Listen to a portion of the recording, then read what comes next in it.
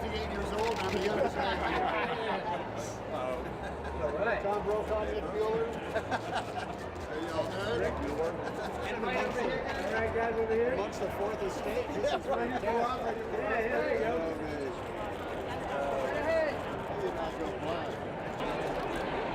How come my kids don't answer my phone? That they were all in it together. That there was a moment in time in which one day you woke up, well, let's say you woke up on a Saturday and the world was complicated, but it really hadn't reached you yet. And the next day, Sunday, all the world's complication was in your front yard. That was it was in the family, it was around the family dining table, in which everybody said, what are we going to do now?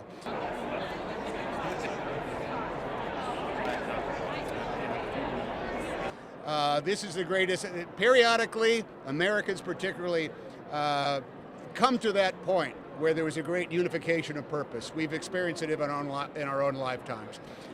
But of late, it lasts for a while and it slowly begins to dissipate. The thing about that era from 1941 to deep into 1945 is that was a very, very long time for all of us to consider the fact that, number one, hey, there's a war on, don't you know that? And two, we're all in this together. So the great commonality of the purposes, I think, is why I go back to it again and again and again for new examples of what is an old story, but should and will unfortunately probably become new again. I think the thing we aim for in all of those endeavors is to make the audience who's sitting at home, no matter how age they are, how old they are, or even what their gender is, to wonder, well, what would I do in the same circumstances?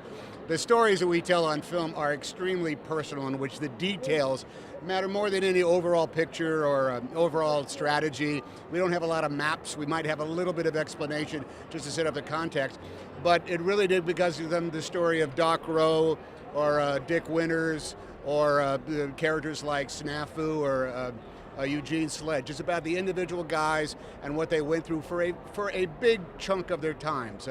They were all involved in this for about somewhere between 3 to 5 years of their lives, and during a big chunk of that time, no one had any idea what the outcome was going to be. That establishes, I think, what's the word I'm looking for, sort of like a petri dish for emotional understanding, in which we do not just celebrate the nostalgia of it all, but we celebrate the human endeavor. Really good.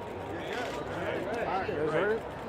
Nick and his late friend Stephen Ambrose had this notion as history professors there ought to be a museum for D-Day. Congress said, no, we're going to make it the American Museum for World War II. Didn't have any money, so we're here to help them with money, but everyone in America ought to see it, and the people who do see it walk away bedazzled, and I think humbled by what everyone went through. And one more, the two Toms over here on the left. And Tom over here, please. The Greatest Generation, when I wrote it, really was a tribute to my parents and to that generation, never believing that it would exceed or succeed as much as it did in touching the lives of their children and others who came along later.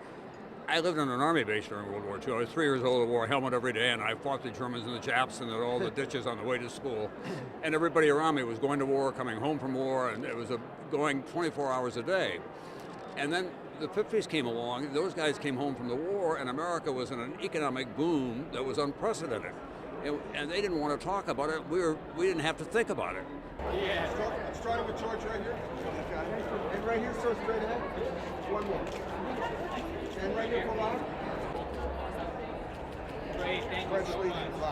Appreciate it. We had 16 million veterans who needed their stories told in an epic museum, and that's what we've tried to do. So as Tom Hanks just said, it comes right down to the personal stories, the guys in the planes, the guys on the ground, the guys in the boats, and what they were up against back in World War II. And those are extraordinary stories, and we needed some champions nationally to give us credibility and authenticity when we were very young. And Stephen Ambrose was the original visionary, saying something's got to be done in this country to get this museum to preserve these stories.